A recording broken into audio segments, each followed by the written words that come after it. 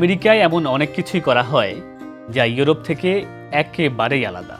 যেমন মেট্রিক পদ্ধতির বদলে ইম্পেরিয়াল ইউনিট ব্যবহার, রাস্তার ডান পাশে গাড়ি চালানো কিংবা ফ্রিজে ডিম রাখা। অথচ ইউরোপে ডিম রাখা হয় ঘরের তাপমাত্রায়। তাহলে প্রশ্ন জাগে, এই পার্থক্যের পেছনের আসল কারণ কি?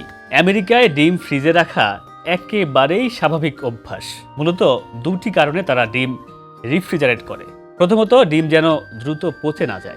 তবে সবচেয়ে বড় কারণ সালমোনেলা নামক এক ধরনের ব্যাকটেরিয়ার হাত থেকে বাঁচা। ইতিহাস ঘেঁটে দেখা যায়, যুক্তরাষ্ট্রে খাবারের মাধ্যমে ছড়ানো সবচেয়ে কমন ব্যাকটেরিয়া হলো সালমোনেলা। আর তাই সালমোনেলা থেকে রক্ষা পেতে আমেরিকায় বহুদিন ধরেই ডিম ধোয়া, স্যানিটাইজ করা এবং রেফ্রিজারেশন বাধ্যতামূলক করা হয়েছে। তবে অবাক করা হলেও সত্য, ডিমের খোসা অনেক বেশি ছিদ্রযুক্ত। ফলে একবার ধোয়ার পর ফ্রিজে না রাখলে খোসা ভেদ করে জীবাণু ভেতরে প্রবেশ করতে পারে।